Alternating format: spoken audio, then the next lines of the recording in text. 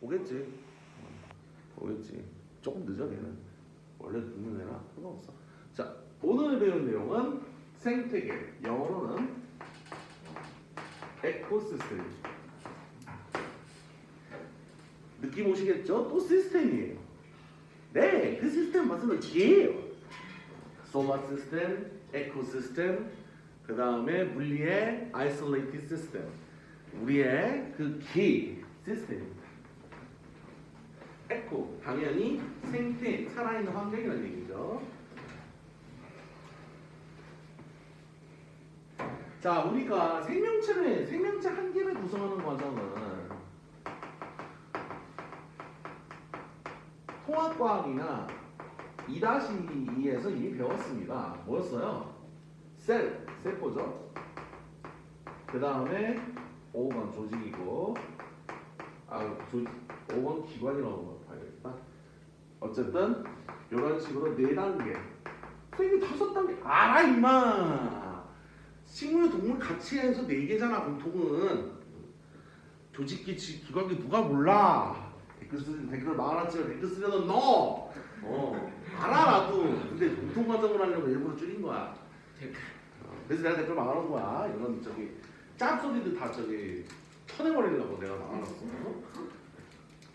그런데 이 개체들이 또 모여서 생태계가 되는 거예요. 들어와. 그래서 생태계의 구성 단계는 이렇게 됩니다.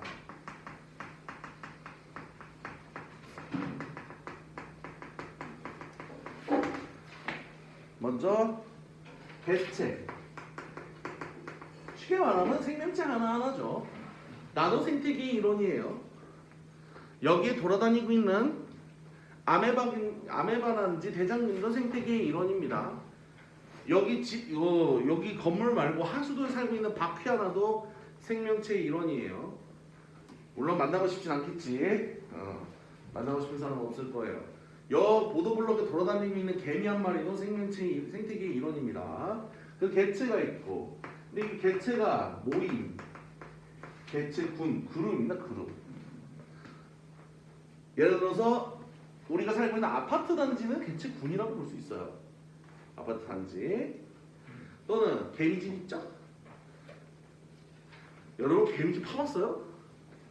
난 파려고 한 건 아니고 옛날에 이제 산 쪽에서 살았었는데 산 쪽에서 이제 겨울에 보일러 틀잖아. 그러면 등 따스는 게 제일 좋은데 사실 나는 침대에서 지금은 자지만은 그때 바닥에서 잤단 말이야. 그러면 요 밑에가 제일 따뜻해요. 그럼 거기로 쓱 들어가서 잔다고. 너 처음에 그 위에서 자다가 아래로 들어가서 자거든. 어릴 때 그래서 들어가서 잤어. 조금 지나니까 졸라 따가워. 아파 등이. 누가 계속 물어 뜯는 것 같아. 알고 보니까 내가 이렇게 누웠잖아. 개미가 통로를 만들어 놨어요. 위로. 내가 길막을 한 거야. 그래서 날 움직이다가 내가 막 움직이고 이러니까 얘네가 공격을 한 거지. 거다가 덩치가, 물론 나 그때 애였지만 덩치가 길을 막고 있으니 개인들이 짜증 났겠지. 그러나 날 건드렸기 때문에 결국 세스코 당했습니다. 다 죽었어요. 아니 당연하지. 그러면 내가 혼일 가져가서 다 처먹는 얘기잖아. 다 밀어버렸습니다. 근데 보니까 나중에 벽에 구멍이 있더라고. 거기 뚫고 살았던 거야 내가. 나중에 막아버렸어요. 좀 어이가 없더라고. 그래도 개미 괜찮아. 바선생보다는. 여러분들 혹시 바선생에 대해서 좀 관심 있으시면 영화 제목입니다. 바선생과 대화도 하고요.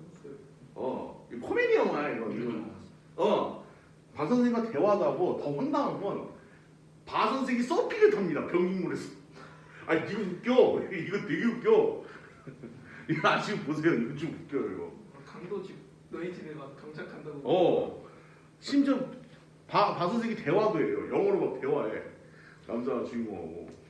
근데 나중에 그래도 자기네가 룸메이트라고 여자는 잘 이어주고 해피엔딩은 끝납니다. 코미디 영화인데 한번 보세요. 진짜 웃겨요. 근데 나중에 알고 보니까 바다색 시체들로 그 짓거리를 했답니다. 영화 촬영할 때는요. 시체로 찍어. 살아있는 걸로 할 수 없잖아. 그 모형 내지는 시체들로 했대요. 그거 살아있는 게 더 무서울걸? 자, 이렇게 모여서 개체군이 있고 이 개체군들이 모인 군집이 있어요. 그리고 생태계까지 갑니다. 우리는 이쪽 얘기를 하는 거예요. 자, 여기서 개체군하고 군집을 조금 조심하셔야 되는 게요. 개체군은 한 종입니다. 한 종. 개미집 아니 뭐 벌집 그 벌통 같은 거. 군집은 하나가 아니고요. 여러 종이에요. 자, 여기서 종 땡땡땡 벨 아니에요. 스피시스입니다. 잘 기억 안 나신다고요? 1학년 때 우리 요거 기억하시죠?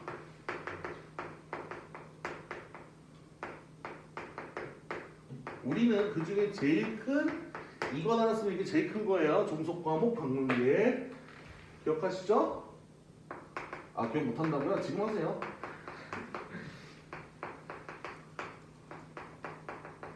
우리는 그때 5개로 해서 요것만 배웠었어요. 근데 종은 뭐냐면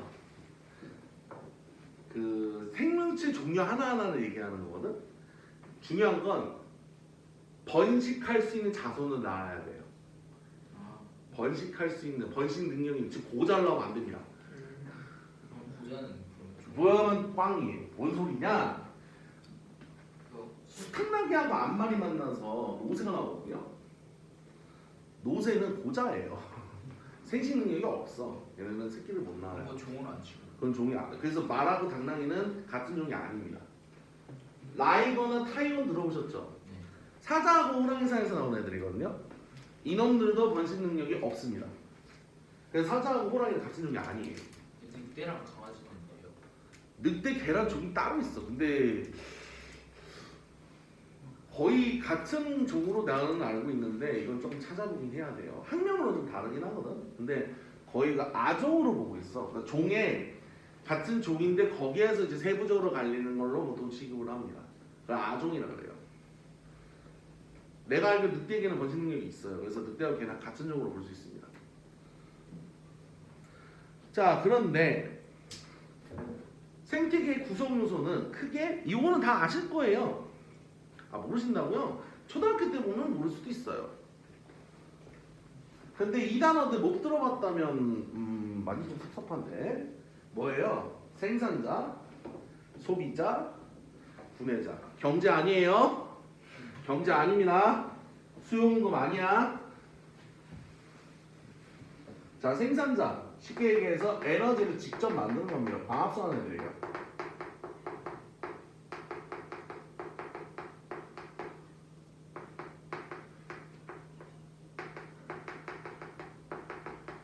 그래서 식물 여기 조류 있는데 버드 아니야? 버드 아니야. 그거 말고 세균 중에 한 종류예요. 세균 중에 한 종류. 낭세균 이런 것들 얘기하는 겁니다. 약간 플랑크톤이나 그런 그 광합성 할 수 있는 그 조그만 미생물들이 있어요. 걔네를 얘기하는 거지. 그 푸닥푸닥 날아다니는 걔네 아니에요. 자, 얘네는 지들이 알아서 생산을 하는 거예요. 광합성을 통해서. 근데 우리는 광합성 돼요? 물론 가끔 우리가 광합성 하자고 얘기를 하지만 그거는 진짜 광합성이 아니에요. 피부를 조금 태닝해가지고 비타민 D 만드는 겁니다. 만들 수 있어요. 비타민 D는 만들 수 있습니다. 그러나 우리가 진짜 광합성 할 수 있으면 이 피부가 안 돼요. 모두 슈렉 색깔이지. 녹색이 돼야 돼. 물론 그러면 밥은 안 먹어도 돼요. 근데 광합성 하는데 동물인 건 없어요. 조류는 동물이라기는 좀 애매하지.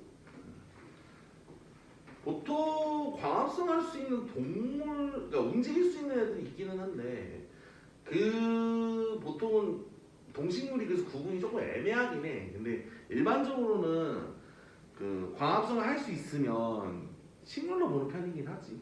운동성을 갖고 있냐 아니냐니까. 운동성을 갖고 있냐 아니냐니까. 오히려 저기 뭐야 잡아먹고 사는 소비자인데도 못 움직이는 애들이 있잖아요. 말미새 같은 놈들. 좀 애매하긴 해.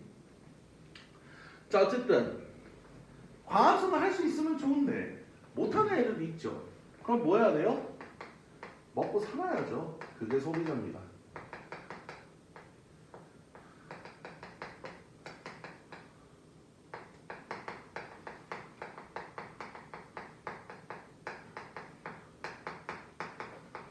잡아먹는 동물이죠.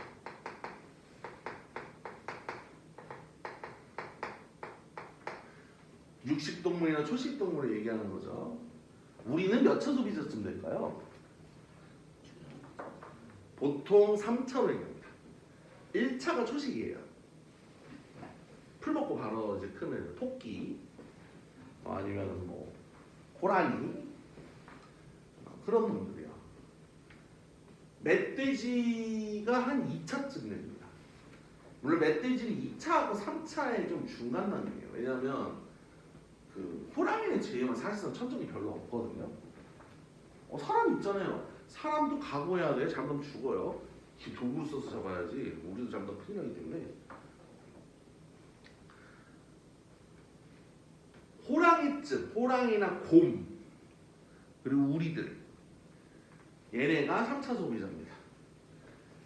그러나 소비자들이고 생산자들이고 잡아먹히지 않고 오래 살다 보면 어떻게 돼요? 결국은 죽습니다. 다 죽어요. 근데 시체가 나오면 안 되겠죠? 시체는 부패해서 썩어야 됩니다. 그래서 빨리 영양분은 분해가 돼야 돼요. 그 부패가 나쁜 게 아니야. 빨리 그 영양소의 순환이 일어나야 되는 거기 때문에 자연 입장에서는 당연한 거예요. 그게. 그러나 그 분해를 해주는, 부패시켜주는 애들이 있겠죠? 그게 우리가 말하는 분해자입니다. 세균이죠. 지하가 세균은 어느 개에 속하죠? 세균은 어느 개에 속하죠?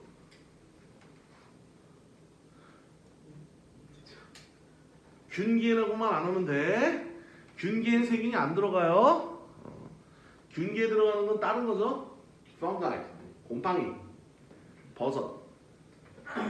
여러분들은 버섯 균이 만든 걸 먹는 겁니다. 그 물컹물컹한 그거는요 균이 아니고요. 그 균이 만든 어떤 그 덩어리야. 균사라 그래요. 그거를 균이 뭉쳐갖고 있는 상태에서 만들어낸 그 결과물이거든. 그걸 먹는 거고요. 균은 따로 있어요. 버섯균은. 자, 이 생물적 요인은 그렇게 해서 생산자, 소비자, 분해자 이렇게 대충 3개 정도로. 곰팡이도 들어갑니다. 곰팡이가 버섯은 이쪽에 해당돼요. 그 죽은 나무에 보면은 곰팡이나 버섯 같은 거 피거든요. 그리고 이제 사람이나 생물을 이제 수목장이라 해서 그 시신을 이제 숲 쪽에다가 이렇게 내버려둬서 부패하게 하는 경우가 있어요. 그럴 때 거기서 자라기도 해요.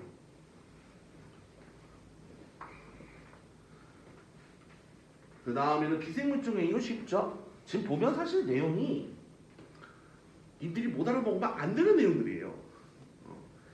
솔직히 얘기하면 내가 얘기 안 해도 다 알아요.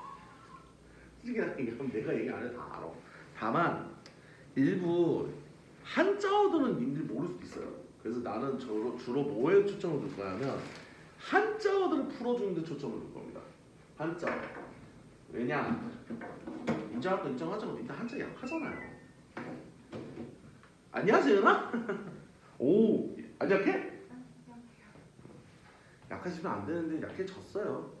선생님은 그 강했나? 우리 세대도 맨날 약해졌다 소리 들었어. 매년 한참 정도 약해졌다는 얘기 들었어요. 원래 그래.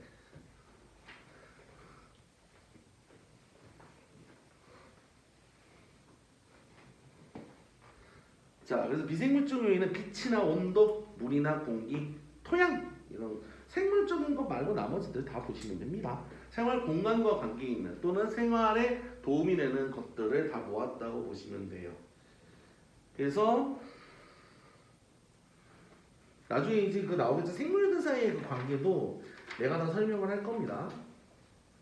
설명을 할 건데 이쪽이 너무 할 게 별로 없긴 하다. 진짜 할 거 없다. 그래서 오늘은요 여기 간단하게 좀 더 설명하고 3점도 좀 3점 좀 풀고 넘어가도 돼요. 오늘은 그래서 군집까지는 좀 설명할 거거든요. 군집 정도까지는. 근데 대신에 숙제는 이쪽은 좀 안 들리는 방향으로 할 겁니다. 두 개를 한꺼번에 내면 좀 빡빡하니까 원하시면 드리는데 아니겠죠. 자, 그래서 생태계 안에는 저 비생물적 요인과 생물적 요인이 있다. 다만 여기서 이렇게 하면 돼요. 여기 비생물이고요.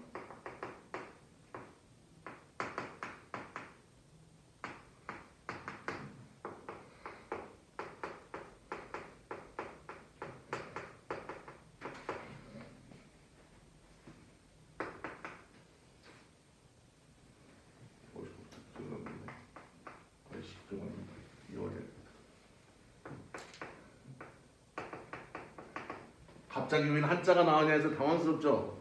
설명할 겁니다. 빛이에요. 빛광자입니다. 물 뭐예요 이거? 툭툭자죠. 온도입니다. 공기 기자예요. 여기서 이거 다 알고 있다 손.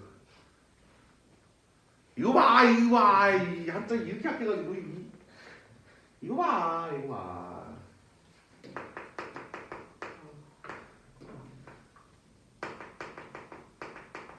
여기가 생산자, 여기가 소비자,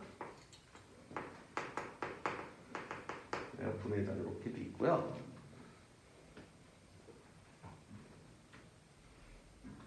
자, 이제 그럼 볼게요. 이렇게 생산자하고 소비자끼리 또는 소비자와 분해자 사이, 마지막으로 생산자 분해자 사이에서 서로 영향을 주고받는 게 있습니다. 이 세 개는 우리가 뭐라고 부르느냐? 생물들끼리 주고받는 거죠. 어찌됐든 큰 본질에서 생물들끼리 주고받잖아요. 얘네들은 interaction, 우리말로 하면 상호작용입니다.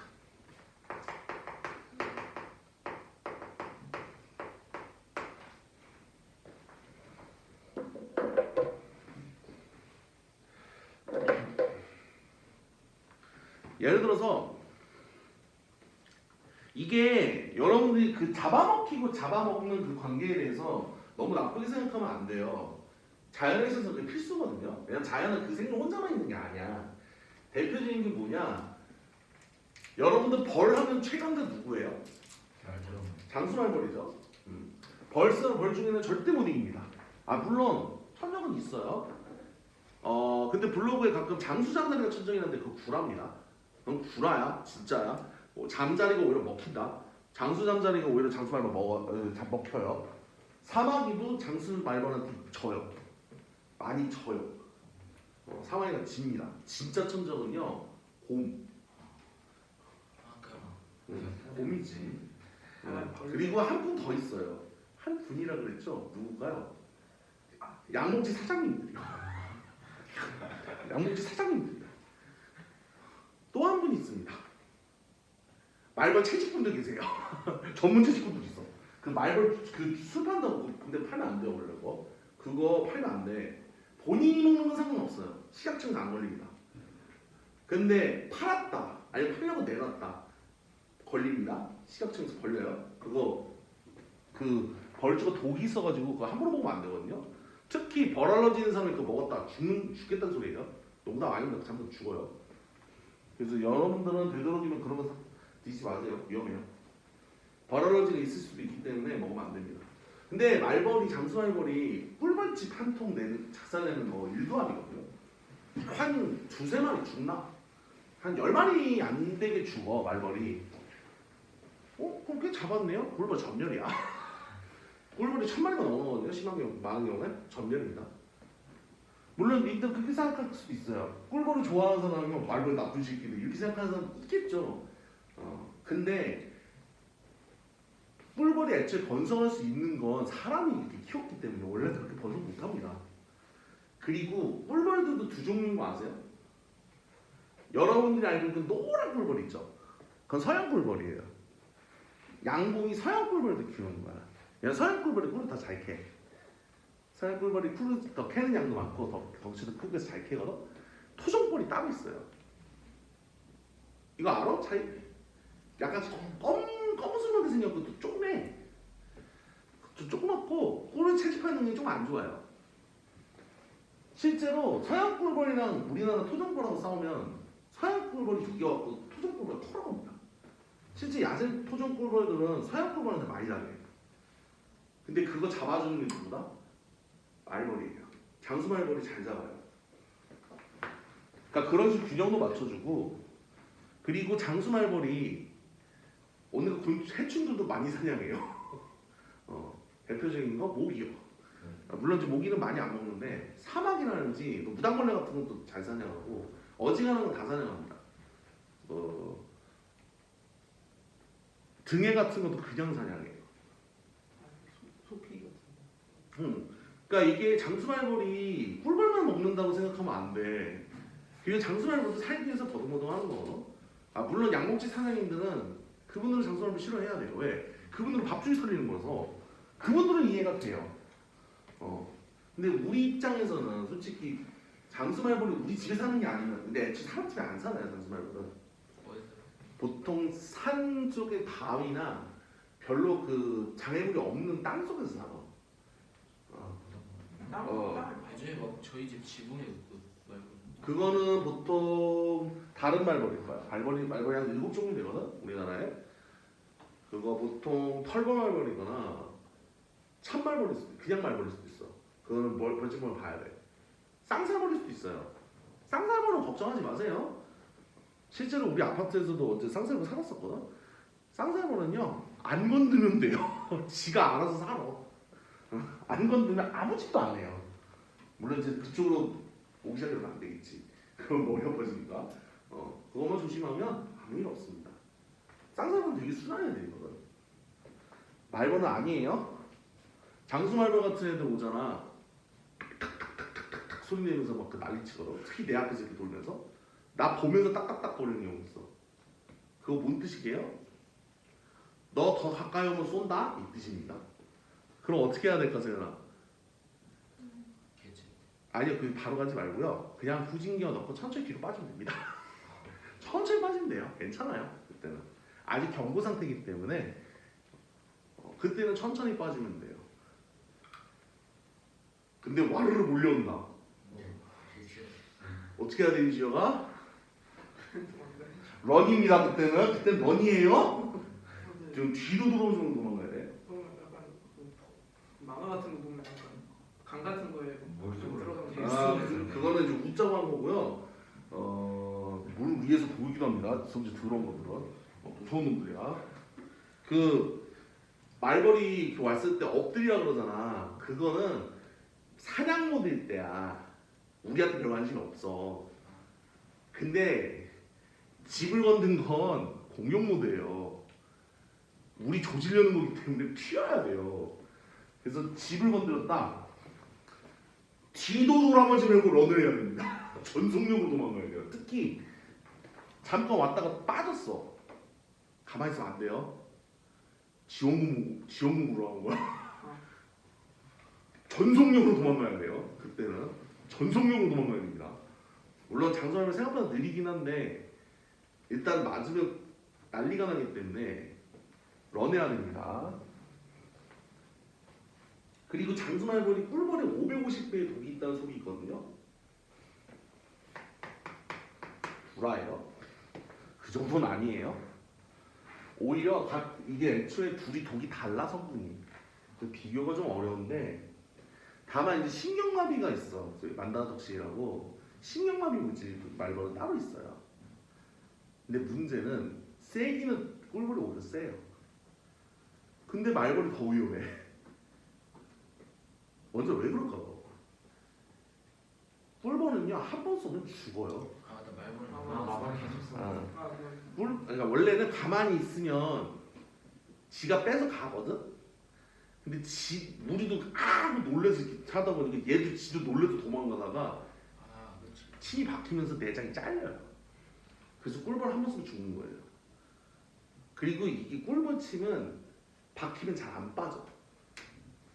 다 거칠거칠해서 그 박혀갖고 잘 안 빠지거든요. 근데 말벌은 한쪽이 매끈해요. 그래서 한 번 쏴도 바로 빠집니다. 말벌 침이 박히는 건 거의 없어요. 그 카드 긁으라 그러잖아. 벌침 쏘이면 그 꿀벌 얘기예요. 말벌은요 거의 안 박혀요. 그리고 말벌 한 번 쏘고 끝이 아니에요. 한 마리가 여러 번 쏴요. 즉 뭐하면 돼? 양이 문제예요. 양이 3, 40개 정도 나와. 그래서 양 때문에 위험한 거예요. 요게 양 때문에. 다 쏘고 나서 막 재장전에 또 쏘고 그래. 근데 한 마리만 그러면 다행인데 여러 마리가 다 그러니까 움직이지? 아, 그래서 위험한 겁니다. 그래서 말벌한테는 각 잡고 가야 돼요. 원래 말벌 그 아까 내가 말벌 술 담그는 그 전문가들 있다 그랬잖아. 그 사람들도 보호복 안 입고 말벌 만나잖아요. 도망가요. 도망가야 돼. 절대 거기서 맞다이 가면 안 돼요. 죽어요. 왜냐하면 이 면역 쇼크 때문에. 우리가 언제 그 면역 반응에서 얘기했었죠. 알러지 반응이 되게 위험하다 그랬잖아. 이게 왜 그러냐면 이게 부어가지고 그러니까 알러지 그 침입 물질이니까 면역 그 백혈가 반응을 하는데 그 과정에서 기도가 막힐 수가 있어요. 이 기도가 면역 반응에서 붓는 경우 있거든요. 그럼 기도 막히는 얘기 뭐야? 숨 못 쉰다는 얘기죠. 그게 아나필락시스예요. 면역 쇼크예요. 그래서 벌 알러지 있는 사람은 이 가능성이 굉장히 높은 거고. 그래서 벌 알러지 있는 사람은 벌 근처 가면 안 돼요. 만약 벌 쏘였다. 뭐 해야 돼? 응급처치하고 바로 병원 가야 돼요. 벌 알러지 있는 사람은 그 말벌용 그 해독제가 몇 개 있어. 그거 갖고 다녀야 돼. 산 갈 때는 꼭 갖고 다녀야 돼. 그리고 그 장수 말벌이 까만 옷에 반응해요. 곰이 까맣잖아. 곰이 까맣잖아. 그래서 장수 말벌 보호가 하얘. 일부러 하얀색으로 해. 어그로 덜 끌려고. 그 여러분들 벌침 안 쏘면 다행이다 이렇게 생각하시면 안 돼요. 말벌은 뿔입니다. 뿜어요. 실제로 그 벌 그 전문적으로 그 하는 분들도 가끔 빠져도 그래요. 물로 빨리 씻어야 돼요. 뿔입니다. 이거 실제로 그 나중에 말벌 유튜브 찾아봐봐. 뿔인 거 나와. 그리고 말벌을 키울 생각하지 마세요. 아 키우는 분도 있어. 네? 취미가 아니에요. 아, 취미가 아니야. 취미가 아니야. 사육하는 거야. 연구하시는 분들이야. 아, 그 채소 본거 같아. 연구하시는 분들입니다. 연구로 사육하는 분도 계세요. 그 말벌에 대해서 알고 싶으면 블로그가 있거든.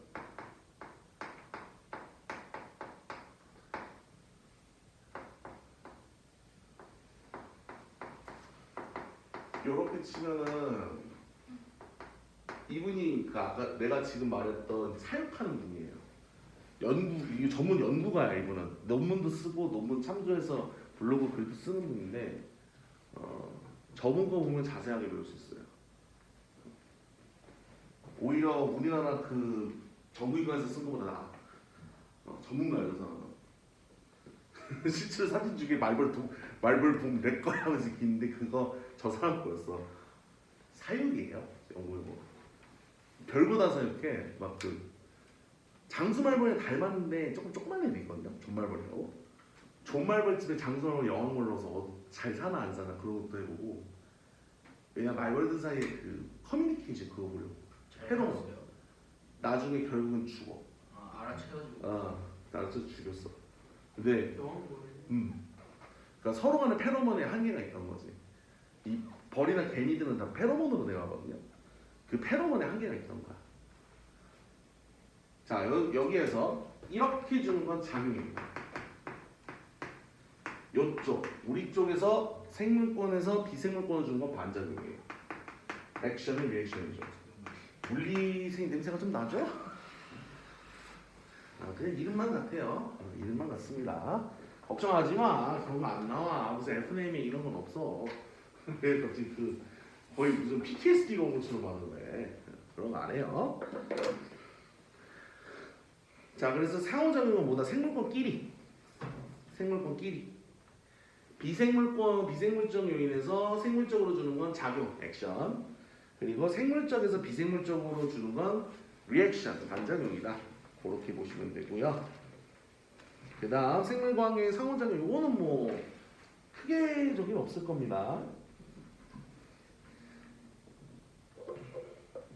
자, 여기서 이제 좀 얘기할게요. 음지식물이랑 양지식물이 있는데 그 음지식물은 그늘에서 사는 식물이라고 보시면 돼요.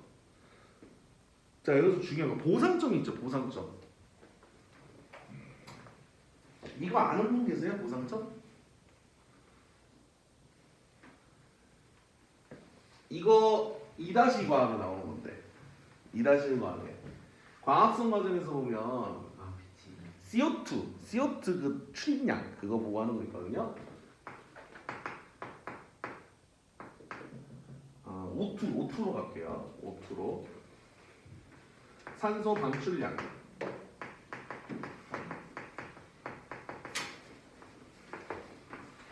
여기는 산소 흡수량. 자, 밤에는 어때요? 밤에는 광합성은 안 일어나죠. 그래서 산소가 흡수가 됩니다. 그러다가 아침 해가 뜨면서 어떻게 돼? 서서히 광합성이 일어나기 시작해요. 그럼 점점 산소가 만들어지니까 상대적으로 화분 찾고 있구만. 상대적으로 산소가 산소 흡수한 양이 줄어들죠. 그러다가 어느 순간이 되냐? 광합성이랑 호흡이 같아서 없는 것처럼 산소가 안 나오는 것, 들어오고 나가는 게 없는 것처럼 보이는 거예요. 이 지점이 보상점입니다. 이 빛이 세이거든요. 이게.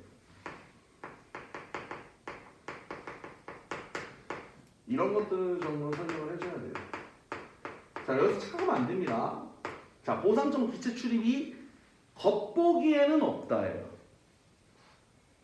세연아, 무슨 뜻이지? 겉보기에는 없다는 얘기는 실제로는 그렇지, 있어요. 단지 들어온 양, 흡수한 양과 내보낸 양이 어떻다? 똑같아서 안 보이는 거예요. 안 보이는 겁니다. 상쇄가 돼서 안 보이는 거예요. 착각하면 안 됩니다. 보상점도 기체 출입은 있어요. 단지 들어오고 나간 양이 똑같아서 없는 것처럼 보이는 거예요. 그 이후에 산소가 나오기 시작해요. 여기서 착각하면 안 되는 건 호흡은 계속 하고 있어요. 광합성량이 엄청 많은 거지. 근데 여러분 아시죠? 아무리 빛이 세도 어느 순간 어떻게 돼? 더 안 올라가요. 이게 뭐냐? 광포화점입니다. 더 안 올라가는 지점. 이걸 광포화점이라고 해요. 왜? 이 식물 안에 효소가 바글바글합니다. 쉽게 말하면 광합성에 쓰이는 일꾼들이 바글바글해요. 저 일꾼이 달아내는 거예요. 풀가공하는 겁니다. 공장 풀가공했어. 그럼 거기 물건 더 넣어봐야 더 가동률 올라가요? 아니죠. 이미 사람들 더 좀 바빠. 기다려야 돼. 그 상황인 겁니다. 근데 음지식물은 이게 빨리 돼요. 왜냐하면 그 음지식물은 약한 빛으로도 그렇게 할 수 있게끔 돼 있거든. 그래서 좀 그 대신에 그만큼 산소 쓰는 양도 적고 산소를 내보내는 양도 적은 거예요. 그래서 그늘에서도 버틸 수 있는 겁니다. 근데 양지식물은 거꾸로 보상점이나 포화점이 높아요. 즉 많이 할 수 있어요. 그러니까 상대적으로 공장이 쉽게 얘기하면 그 광합성 공장이 음지식물은 그 간의 수공업 중소기업들 가끔 요새 중소기업을 좀 카우기업 이런 식으로 좀 나쁘게 얘기하는 경우도 있지만 카우에서 그 앞글자를 다른 걸로 바꾸면 됩니다. 그건 좋은 뜻 아니에요. 어쨌든 약간 좀 상당히 작아요 규모가. 근데 얘네는 먹이업들이에요. 양이 커. 훨씬 더 많이 작용을 해. 그래서 빛이 강한 곳은 양지식물이 납니다. 빛이 강하게 되어져야 상대적으로 그 아래쪽 빛이 좀 약한 부분에서 음지식물이 더 번성하는 경우가 많아요. 그리고 거기 보시면 이게 잎의 구조거든요. 사실 여러분들이 잎의 구조를 볼 일이 없어요. 원래는 있었어요. 원래는 있었습니다. 여러분들이 지금 광합성이나 호흡으로 배우는 식물 단어 있지, 2- 그 식물 단어. 거기에 뿌리나 잎의 구조가 다 있었어요. 선생님 문제요? 내가 갖고 날 때. 다 빠졌어요, 근데 지금. 다 빠졌습니다. 그래서 실제로 나 그 뿌리 이거 잎의 구조 막 이런 거 기름 좀 있어가지고 막 그리고 했었거든. 수행평가 그 포트폴리오 한다고. 근데 거기 보시면 간단하게 무슨 그 꽉꽉 들어찬 데 보여요? 그 꽉꽉 들어찬 데 있죠, 위에. 그게 그 위에가 잎 앞부분이에요. 잎 앞부분이죠. 그러니까 잎의 앞면이야. 그러니까 우리가 잎을 했을 때 이 단풍잎이 이렇게 있으면 아니면 좀 낙엽잎이 있으면 그 나뭇가지에서 그 바로 보이는 데 있잖아. 잎의 앞면이 약간 뭐냐면 녹색이 생록색으로 쫙 돼 있는 그 부분이고요. 뒷면은 뒤에 보면 이제 줄기가 있어요. 이게 인맥 줄기가. 인맥 줄기가 그 가느다랗게 쫙 뻗어 있고 약간 녹색이 약해요. 그 잎이 이렇게 있으면 그러니까 해가 이렇게 있을 때 여기 잎에서 바로 왜 여기 있죠. 이렇게 그 인맥이 있을 거 아니야. 여기가 앞이에요. 근데 이게 뒤집어서 보면 여기 선이 막 그어져 있어. 가느다란 그 관으로 해서. 그리고 막 무슨 이상한 허옇게 막 돼 있고 그게 뒷면입니다. 그게 뒷면이에요. 지금 거기 그 단단하게 돼 있어가지고 거기 있는 부분은요. 여기 이쪽 근처에요. 그게 울타리 조직입니다. 광합성이 제일 많이 된대요. 그냥 광합성 그 공장이 쉽게 얘기하면 광합성 공장 단지야 거기가. 제일 많이 됩니다. 왜? 햇빛을 바로 받으니까 거기서 광합성 최대로 끌어야 돼요. 근데 밑에 보면 약간 좀 엄기설이 붙어 있고 그다음 거기 뭐 둥그렇게 뭐 있죠, 그죠? 둥그렇게 뭐 있지? 그 관입니다. 관다발이에요. 거기 둥그렇게 돼 있는 거 보여요?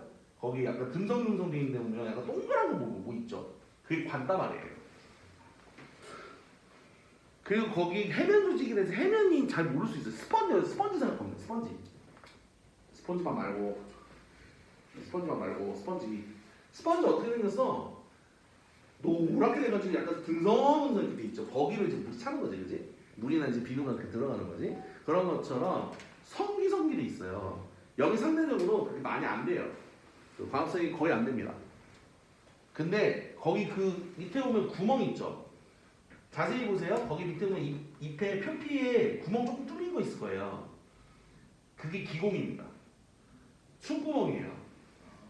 약간 구멍 뚫려 있죠. 그게 기공이에요. 숨구멍. 근데 얘네가 이제 이 양지식물들에 있는 그 쉽게 얘기하면 도토리 나오는 큰 나무들 있죠. 큰 나무들 있군요. 저 울타리 조직이 되게 두꺼워요. 그만큼 햇빛을 많이 받아서 그 먹이하고 이렇게 큰 거. 근데 상대적으로 좀 조그맣게 자란 애들 있잖아요. 걔네들은 저 울타리 조직이 얇아요. 소나무나 잣나무 같은 애들도 그래요.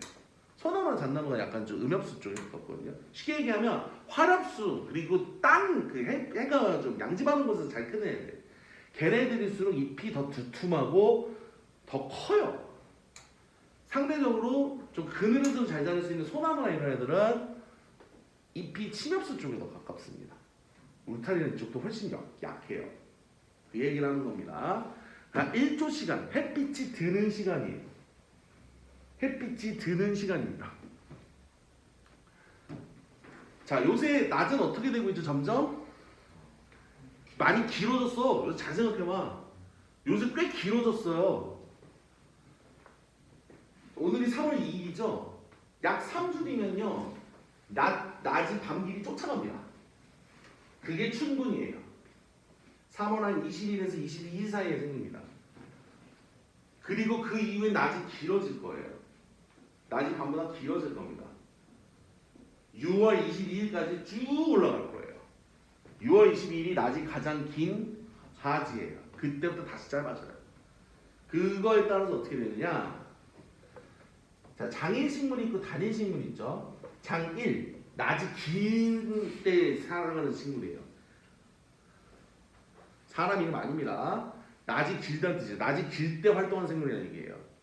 걔네들은 꽃이 피어요. 그걸 개화라고 해요. 개화. 개화도 오리진 쪽 이런 개소리 하는 놈들인데 그거 아니야. 개화는 꽃이 열린다는 뜻이에요. 꽃봉오리가 열린다는 뜻이에요. 단위식물은 말 그대로 낮이 짧을 때 살아가는 애들이에요. 활동하는 애들. 걔는 낮이 길어지면 자기 시기가 아니라 생각해서 안 열립니다. 이거 되게 커. 요새 한 얼마 전인데 금요일이었나? 금요일이었나 목요일이었나 내가 지금 기억 안 나는데 아마 금요일이었던 것 같다. 아니 수요일이구나. 지난 수요일 날 이제 폰을 치고 그리고 이제 나 점심 먹고 이러고 왔는데 아직 2월 말이잖아요. 근데 요새 좀 하나도 안 추웠던 거 아시죠? 막 낮에 막 16도까지 올라가고 하나도 안 추웠거든. 점퍼 안 입어도 될 정도로. 꿀벌이 벌써 나오기 시작했어. 꿀벌이 나오기 시작했어요. 그것도 이제 일조량이랑 온도와 관계가 있는 겁니다. 꽃도 있지 피고요. 걔네들은 겨울에 뭐예요? 벌통 안에서 꿀 처먹으면서 조용히 살아. 근데 바깥쪽 애들은 얼어 죽어요. 안에 있는 애들이 다다다다 붙어서 버티는 거고. 말벌은요 여왕벌 혼자만 삽니다. 다 죽어. 일벌이나 수풀이나 다 죽어요. 걔네 1년밖에 못 살아. 몇 달밖에 못 살아. 여왕벌이 한 2, 3년 살아요. 길면.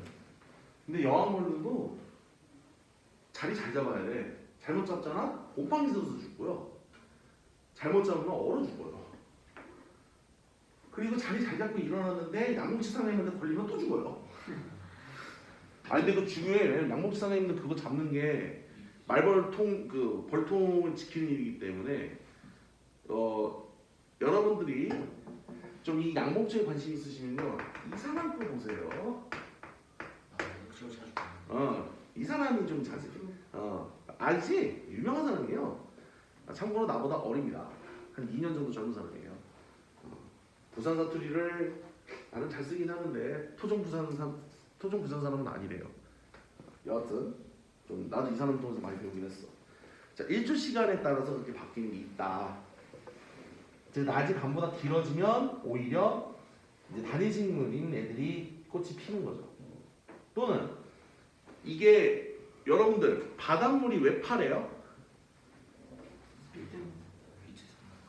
빛이 그 부분에서 파란 빛이 거기서 흩어졌다 반사돼서 올라오는 거거든요. 빨간 빛이 아래까지 내려가요. 녹색이나 빨간 빛은. 그래서 상대적으로 안 보여요. 그러면 파란 빛을 쓰는 애랑 녹색 빛을 쓰는 애랑 빨간 빛을 쓰는 애는 깊이에 따라 달라진다는 얘기입니다. 자, 여기서부터 좀 이따 이어나가도록 하겠습니다.